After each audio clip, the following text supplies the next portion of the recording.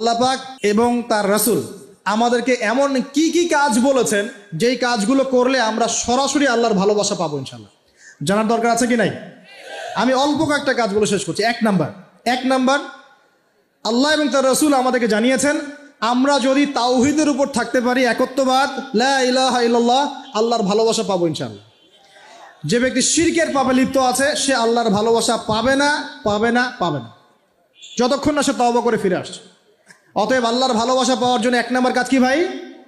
আল্লাহর তাওহীদের কালিমা লা ইলাহা ইল্লাল্লাহ এর উপর থাকা, শিরক বাদ দেওয়া। শিরক সম্পর্কে জানার জন্য একটা বই পড়েন, কিতাবুত তাওহীদ। কি নাম বললাম?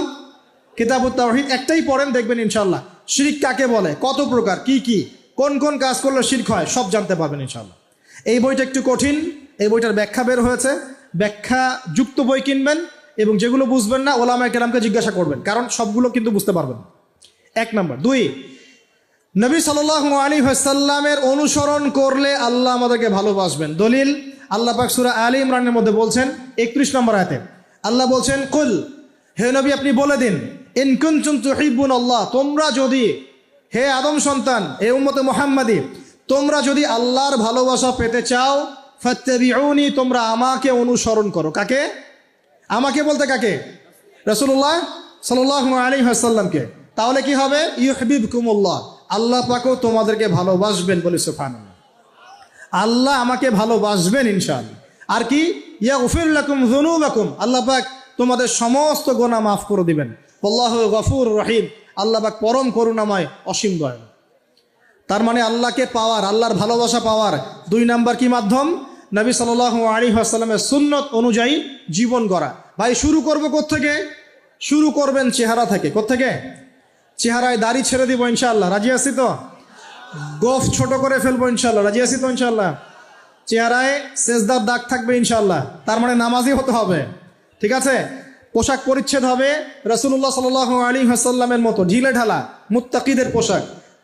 চুল হবে কার মতো? মেসি নেইমারের মতো নাকি রাসূলুল্লাহ সাল্লাল্লাহু আলাইহি ওয়াসাল্লামের মতো? এখনকার ছেলে পেলে মাঝখানে চুল রাখে, ডান দিক বাম দিক ছিলে ফেলে। ওনার সময় এই আমলগুলো করতেন, তাই আমি করব। আমার নবী এইভাবে ওযু করতেন, এইভাবে করব। আমার নবী এইভাবে ইস্তেনজা করতেন, পেশাব পায়খানা করতেন, ওইভাবে করব। এই যে এখনকার ইংলিশ টয়লেট, এই ইংলিশ টয়লেটে বসে নবীর মতো ইস্তেনজা করা যায় না। যাবে?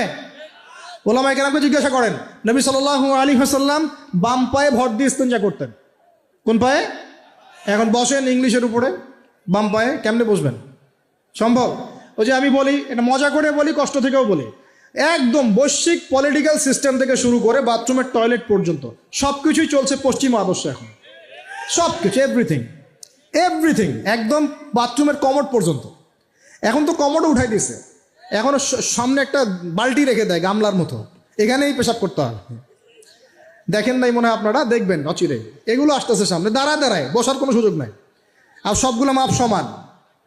আর কারো হাইট যদি 6 ফুট, কারো 5 ফুট হয়, তখন কি হবে? অ্যাডজাস্ট করতে হবে ধরে তখন, নাকি?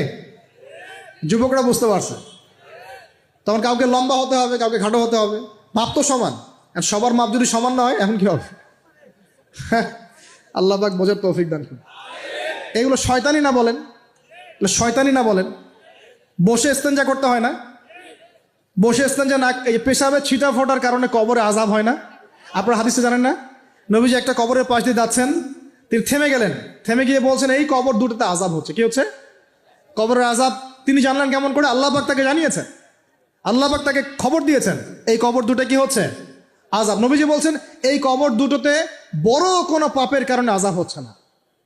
সাহাবীরা বলছেন তাহলে কি কারণে হচ্ছে ইয়া রাসূলুল্লাহ? তিনি বলছেন একজন পেশাব পায়খানা করে, স্পেশালি পেশাব করে এই ছিটা ফোটা থেকে সে সতর্ক থাকতো না। পেশাব করে, ওই যে বলেন আমাদের ছেলেরা, প্যান্ট খারাপ ভাই, নামাজে যেতে পারবো না। নামাজে ডাকলে বলে ভাই প্যান্ট নষ্ট। তোমরা ভালো করে হাদিসে শোনো, এই ব্যক্তি বড় কোনো পাপ করে নাই, সে পেশাব করার পরে পবিত্র হতো না, মানে এর ছিটা ফোটা থেকে সাবধান থাকতো না, এই কারণে কবরে আযাব দেয়া হচ্ছে। বলেন নাউজুবিল্লাহ। অন্য হাদিসে নবীজি বলছেন বেশিরভাগ কবরের শাস্তি পেশাবের ছিটা ফোটার কারণে হয়ে থাকে। আস্তাগফিরুল্লাহ, বলেন নাউজুবিল্লাহ। এই টয়লেটগুলোর মধ্যে পেশাবের ছিটা ফোটা লাগে না? নাপাকি লাগে না? এগুলো শয়তানি না বলেন? আরেকটা হচ্ছে আরেকটা কবর, সেই কবরে তিনি বলছেন এই কবরে আযাব দেওয়া হচ্ছে এই ব্যক্তি চগলখুরি করতো। কি করতো? চগলখড়ি মানে একজনের কথা আরেকজনকে লাগাইতো, আরেকজনের কথা আরেকজনকে লাগাইতো। এই কাজ করে না এখন সমাজের মানুষ? এই কাজ কিছু ফেসবুক আর ইউটিউবারও করো তোমরা। একজনের ভিডিও আরেকজনের পাশে লাগাই দাও, আরেকজনেরটা আরেকজনে লাগাই দাও, এই করে উম্মার মধ্যে বিভক্তি সৃষ্টি করতেছে। কিছু কিছু কারণে, এসব কারণেও রেস্ট্রিকশন দিতে হয়েছে আমাদেরকে, কিছু মনে করবেন না। কারণ আমরা দেখেছি এর গুড সাইড যেমন আছে, ব্যাড সাইড আরও বেশি আছে।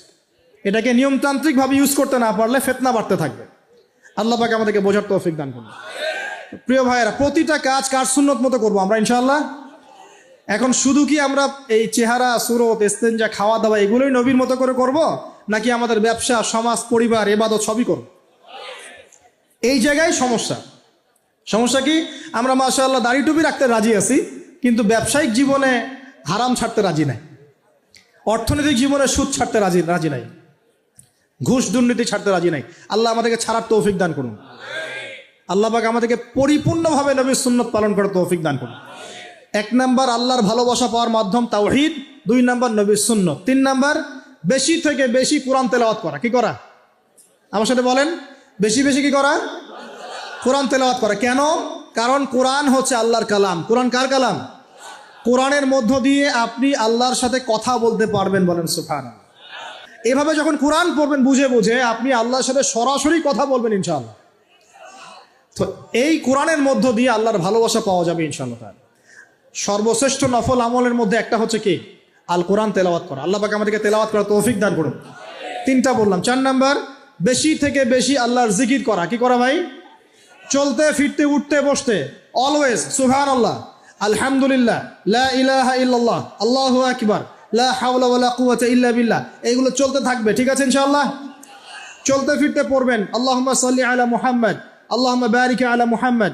ঠিক আছে? হাসবি আল্লাহ ওয়া নি'মাল ওয়াকিল, রাদিতু বিল্লাহি রাব্বান ওয়া বিল ইসলামি দীনান ওয়া বি মুহাম্মাদিন নাবিয়্যা।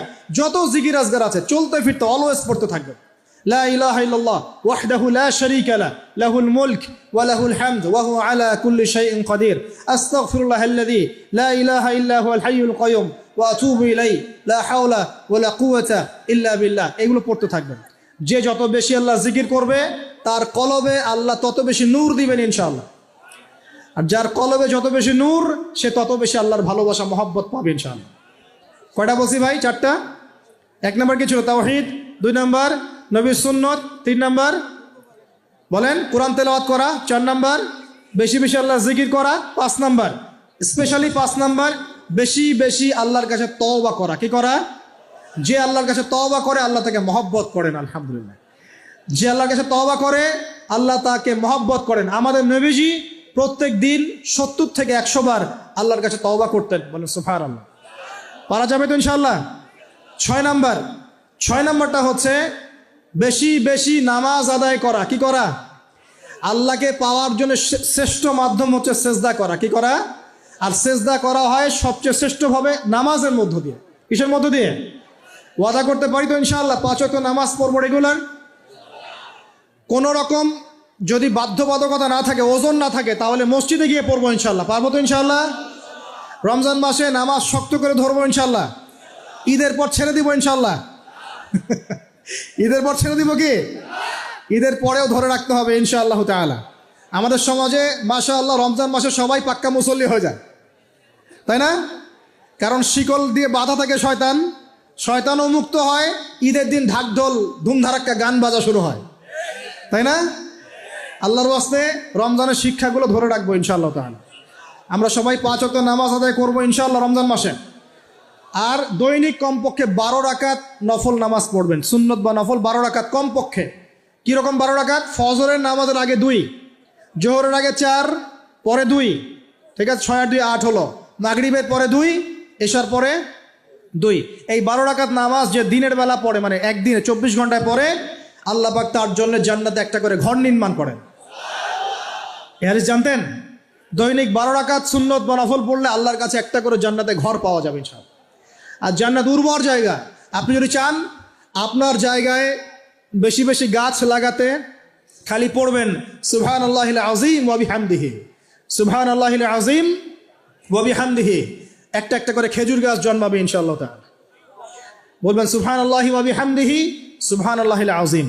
আর বলবেন সুবহানাল্লাহিল আযীমি ওয়া বিহামদিহি, জান্নাতে গাছ রোপণ হবে ইনশাআল্লাহ তাআলা। এটা গেল 6 নাম্বার, নামাজ বেশি বেশি পড়া। 7 নাম্বার, জি বলছি, 7 নাম্বারটা হচ্ছে, আমি আর 4টা বলে শেষ করছি। 7 নাম্বারটা হচ্ছে যে সৃষ্টির সেবা করা। কি করা ভাই? একটা হাদিস আছে যে ইরহামু মান ফিল আরদ ইয়ারহামুকুম মান ফিস সামা, তোমরা জমিনবাসীর প্রতি রহম করো, আসমানবাসী তোমাদের উপর রহম করবে ইনশাআল্লাহ। আল্লাহর ভালোবাসা পাওয়ার অন্যতম মাধ্যম হচ্ছে জমিনবাসীর প্রতি রহম করেন। মুসলিম অমুসলিম সবাই মানুষ কি না? যারা আমাদের সাথে যুদ্ধে লিপ্ত নাই তারা তো আমাদের ভাই নাকি? যারা যুদ্ধে লিপ্ত আছে এরা শত্রু হতে পারে, যারা যুদ্ধে লিপ্ত নাই তারা তো আমাদের ভাই নাকি? তাদের বিপদ আপদে পাশে দাঁড়াবো না?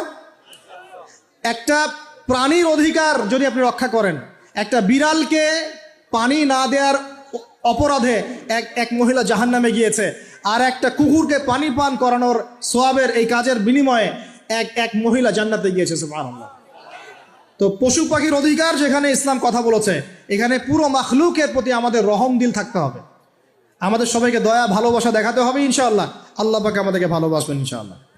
8 নাম্বারটা কি? এটা বেশি ইম্পর্টেন্ট, শোনেন। 8 নাম্বারটা হচ্ছে আল্লাহর জন্যে কাউকে ভালোবাসা, আল্লাহর জন্য ঘৃণা করা। একটা এই যে হাদিসগুলো পড়তে পড়তে আমি আসলাম গাড়িতে, আল্লাহ পাক বলেছেন, শোনেন, আল্লাহ পাক বলেছেন কিয়ামতের মাঠে আল্লাহ পাক বলবেন, নিজেই বলবেন যে আইনা মুতাহাবুনা লিজালালি, আমার ইজ্জতের জন্য যারা পরস্পরকে ভালোবাসতো এরা কোথায়? আল্লাহ পাক ঘোষণা করবেন কোথায় তারা, যারা আমার জন্য পরস্পরকে ভালোবাসতো। আল্লাহ বলবেন আলিয়াউমা, আজকে, আজিল্লুহুম, আমি ওদেরকে ছায়া দিব, ফি জিল্লি, আমার আরশের ছায়ায়। বলেন সুবহানাল্লাহ। ইয়াউমা লা জিল্লা ইল্লা জিল্লি, যেদিন আমার এই আরশের ছায়া ছাড়া অন্য কোনো ছায়া থাকবে না। মানে কিয়ামতের মাঠে আল্লাহর আরশের ছায়ায় ছায়া পাবে কারা? যারা পরস্পরকে আল্লাহর জন্য ভালোবাসতো। আলহামদুলিল্লাহ, এই যে আমরা এখানে আছি, আমরা কি একে অপরকে আল্লাহর জন্য ভালোবাসি না? আমি কি আপনাদেরকে চিনি? আপনারা কি আমাকে চিনেন? এই যে আপনারা আলেমুল আমাদেরকে ভালোবাসেন, ইসলামকে ভালোবাসেন, কিসের জন্য বাসেন? আল্লাহর জন্য। এই আল্লাহর জন্য যারা পরস্পরকে মহব্বত করে, আল্লাহ পাক তাদেরকে আরশের ছায়ায় ছায়া দিবেন ইনশাআল্লাহ। আরো একটা নেকি আছে, বলবো? শোনেন, আরেকটা হাদিসে আসছে কিয়ামতের মাঠে স্পেশাল কিছু মিম্বর থাকবে। মিম্বর চিনেন? যেখানে দাঁড়ায় ইমাম সাহেব খুতবা দেয়, এরকম মিম্বর থাকবে। এই মিম্বরগুলো হবে নূরের মিম্বর। কিসের? নূর মানে কি? আলো, আলো, আলো, নূরের মিম্বর থাকবে। ওই কিয়ামতের মাঠে কি আলো থাকবে? এমনিতে মাঠটা তো অন্ধকার, ওই অন্ধকার মাঠে নূরের মিম্বর আল্লাহ পাক দিবেন কাদেরকে? যারা পরস্পরকে এই আল্লাহর জন্য মহব্বত করত। আর নবীগণ, শহীদগণ তাদের দিকে তাকায় থাকবে, তাকায় নবীগণ শহীদগণ পর্যন্ত এই মানুষগুলোকে দেখে ঈর্ষা করবে, কাশ আমরাও যদি এমন হতে পারতাম। চিন্তা করেন, আল্লাহর জন্য পরস্পর মহব্বতকারীদেরকে আল্লাহ পাক এমন সম্মান দিবেন যেটা দেখে নবীগণ পর্যন্ত ঈর্ষা করতে থাকবে। তাহলে আমরা কি আল্লাহর জন্য পরস্পরকে মহব্বত করতে পারি কিনা? এটা হলো 8। 9 নাম্বার, আল্লাহর জন্যই ঘৃণা করতে হবে। আল্লাহর জন্য ঘৃণা কেমন? যেমন কেউ ইসলামকে পছন্দ করে না, কটূক্তি করে, ইসলামের এইটা ভালো না, ওইটা ভালো না, ইসলামের সাথে দুশ্মনী করে ভিতর থেকে বাহির থেকে, আপনি ওদেরকে ভালোবাসতে পারবেন না। যদি আল্লাহর দুশ্মনদের সাথে আপনার ভালোবাসা থাকে, তাহলে আপনিও আল্লাহর দুশ্মনের কাতারে অন্তর্ভুক্ত হয়ে যাবেন। এখন বলেন দেখি, সারা বিশ্বে ইসলামের দুশ্মন কারা? বলেন। গায়রিল মাগদুবি আলাইহিম ওয়ালাদ-দাল্লিন, মাগদুব কারা, দল্লিন কারা? এটা তো অনেকেই জানে না। সাহাবীরা বলছেন, ইয়া রাসূলুল্লাহ, এখানে যে আমরা বলছি গায়রিল মাগদুবি আলাইহিম ওয়ালাদ-দাল্লিন, আল্লাহ আমাদেরকে মাগদুবদের থেকে বাঁচাও, দল্লিনদের থেকে বাঁচাও। মাগদুব আর দল্লিন কারা ইয়া রাসূলুল্লাহ? নবীজি বলছেন, আল মাগদুব, মাগদুব হচ্ছে হুমুল ইহুদি, ইহুদিরা হচ্ছে মাগদুব, যাদের উপর আল্লাহর গজব পড়েছে। আর দল্লিন হুমুল নাসারা, নাসারারা হচ্ছে দল্লিন, কারণ তারা আল্লাহ পাকের সন্তান সাব্যস্ত করেছে। ঈসা আলাইহিস সালামকে আল্লাহ সন্তান বলেছে, বলেন নাউজুবিল্লাহ। এখন সারা বিশ্বে এরা মুসলিমদের সাথে দুশ্মনী করছে না?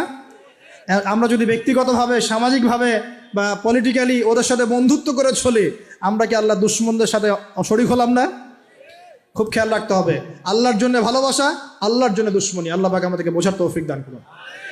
এবং সবশেষ যেটা 10 নাম্বার, সেটা হলো আল্লাহওয়ালা মানুষ যারা, সেই মানুষদের সাথে মহব্বত রাখলে আল্লাহ আপনাকে ভালোবাসবেন। আল্লাহওয়ালা মানুষদের সাথে মহব্বত রাখতে চান, নাকি আপনার এই জেনাকারী গার্লফ্রেন্ডের সাথে আপনি মহব্বত রাখতে চান? এই হারাম সম্পর্ক যেটা দেখছেন, এটা হলো একটা জেনার পথ। আর যখন আমরা হালালভাবে বিয়ে শাদী করবেন, আপনারা করবেন, তখন দেখবেন আল্লাহ পাকের পক্ষ থেকে ভালোবাসা সৃষ্টি হয়ে যাবে ইনশাআল্লাহ। অতএব ওয়াদা করতে পারি তো আল্লাহর কাছে নিজের চরিত্রকে পবিত্র রাখবো ইনশাআল্লাহ, হারাম কোনো সম্পর্কে যাব না ইনশাআল্লাহ, কোনো সহি প্রেমেও যাব না ইনশাআল্লাহ। এটা সহি প্রেম আবার কি জিনিস?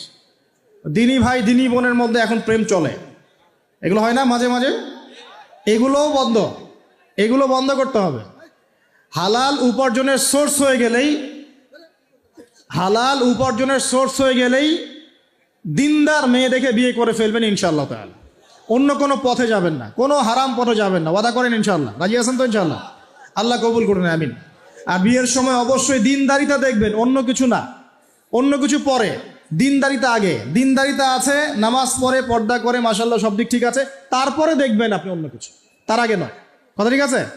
একইভাবে মেয়েদের ক্ষেত্রেও, যে আগে দেখবেন না ছেলে কত বড় চাকরি করে, ছেলের কত বড় বাড়ি আছে, গাড়ি আছে, এটা পরে। আগে দেখবেন ছেলে নামাজি কিনা, সুন্নত আছে কিনা, ইসলামের জন্য তার সফট কর্নার আছে কিনা, ইসলাম প্র্যাকটিস করে কিনা, এগুলো আগে দেখবেন। এগুলো না দেখলে কি হবে জানেন? বিয়ের 1 বছর 2 বছর পরেই বুঝতে পারবেন দুনিয়াটা জাহান্নাম হয়ে গেছে, নাউজুবিল্লাহ। দুনিয়াতেই তখন জাহান্নামের আযাবের স্বাদ ভোগ করতে হবে, নাউজুবিল্লাহ। আল্লাহ পাক আমাদেরকে হেফাজত করুন, আমিন। তো এই যে আল্লাহ পাক আদম আলাইহিস সালামের পাঁজর থেকে সৃষ্টি করলেন কাকে, এবং ভালোবাসা দিয়ে দিলেন উভয়ের মাঝখানে, এটা কি আল্লাহ পাকের দয়া নয়? আল্লাহ পাক ভালোবাসেন না? এবার দেখেন, গাছের কাছে যেতে নিষেধ করলেন, আমি কিন্তু শর্ট করে বলছি, গাছের কাছে যেতে নিষেধ করলেন, তোমরা জান্নাতে থাকো, খাও, যা ইচ্ছা করো, কিন্তু ওয়ালা তাকরাবা হাদিহি শাজারা, এই গাছের কাছেও যাবে না। একটা পরীক্ষা, জাস্ট একটা পরীক্ষা। এখানে কিন্তু বলা হচ্ছে গাছের কাছেও যাবে না, বলা হচ্ছে না যে গাছের ফল খাবে না। ঠিক যেমন আল্লাহ বলেছেন তোমরা জেনার কাছেও যাবে না, আল্লাহ পাক কিন্তু বলেন নাই জেনা করবে না, আল্লাহ পাক বলেছেন তোমরা জেনার কাছেও যাবে না। তো এখান থেকে আমরা এই হুকুমটার কঠোরতা বুঝতে পারি। তো প্রিয় ভাইরা, এখানে আমাদের পিতামাতা শয়তানের প্রলোভনে পড়ে গেলেন।